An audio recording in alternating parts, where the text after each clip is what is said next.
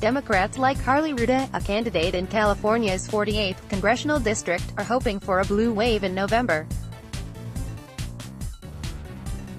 They need to get through the June 5 primaries first. In the past week, two major political groups have spent $100,000 on digital ads and phone banks promoting congressional candidate John Gibbard, who is running for the seat held by Republican U.S. Representative Dana Rohrabacher in California's 48th district.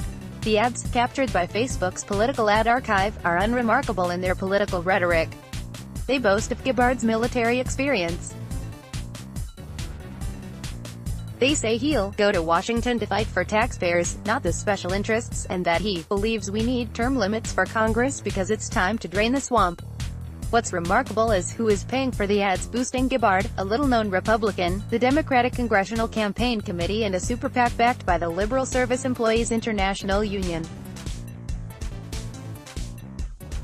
Welcome to the California primaries, where a jungle primary is leading to previously unknown levels of gamesmanship, and where control of the U.S. House of Representatives might hang in the balance. The jungle primary means the top two vote-getters in each of the state's 52 congressional districts, including 10 considered up for grabs, will advance to the general election in November, regardless of party. The unique system, only Washington state and Louisiana have something similar, worries Democrats, who fear they could fail to reach the general election in some districts. And that could hamstring their hopes to win back the House in November. That's led to a wave of spending, at least $8 million from the Democratic Congressional Campaign Committee, Priorities USA, Patriot Majority and House Majority PAC, and some unusual tactics. The top two jungle primary revolutionized political campaigns, said Dave Jacobson, a veteran Democratic consultant in California. You have to think outside the box to capitalize on the system to help your candidate. Related coverage. Democrats are blaming a big spending candidate for a potential disaster in California. Many Democrats in California and Washington, D.C., think the threat of their party being locked out of the general election has been overhyped, considering how Democrats have exceeded turnout expectations in election after election during Donald Trump's presidency.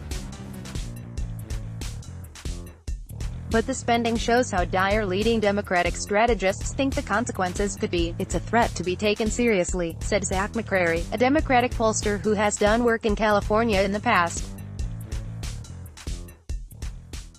At the same time, a big lesson from 2017 and 2018 is that Democratic turnout is up. And that could be a saving grace. Republicans, meanwhile, have spent money turning out their base in hopes of generating a Democratic lockout.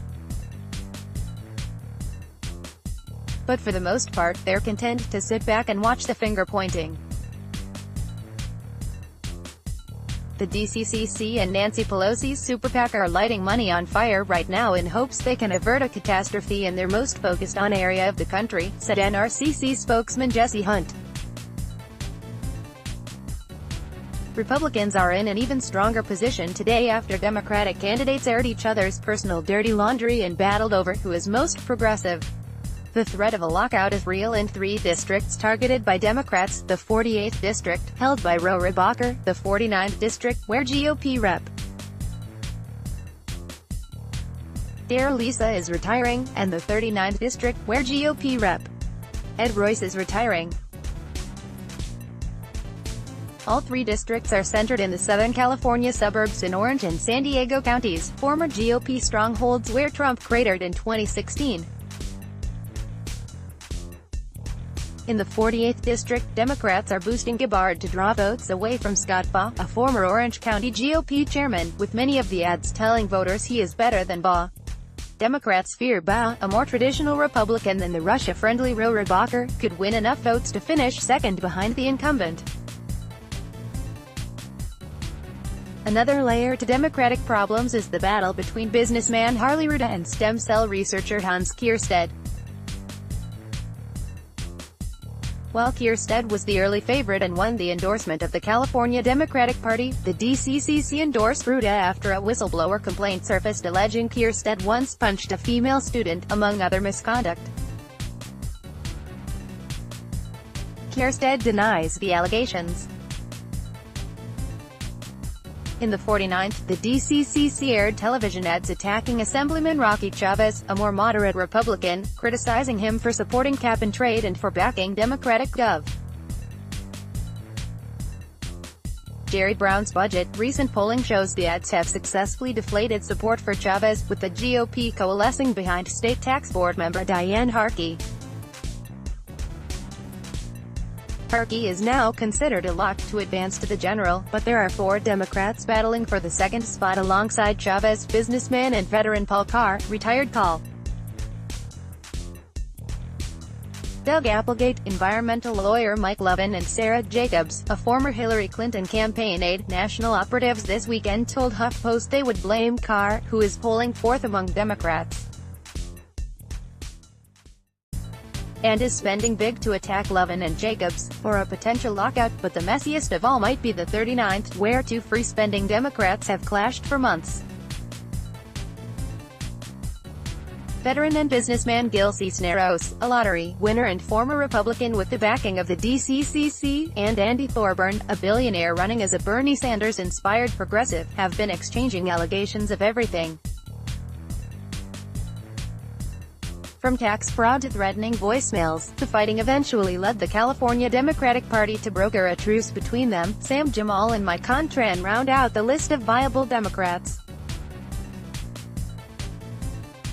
Assemblywoman Young Kim leads a similarly crowded GOP field.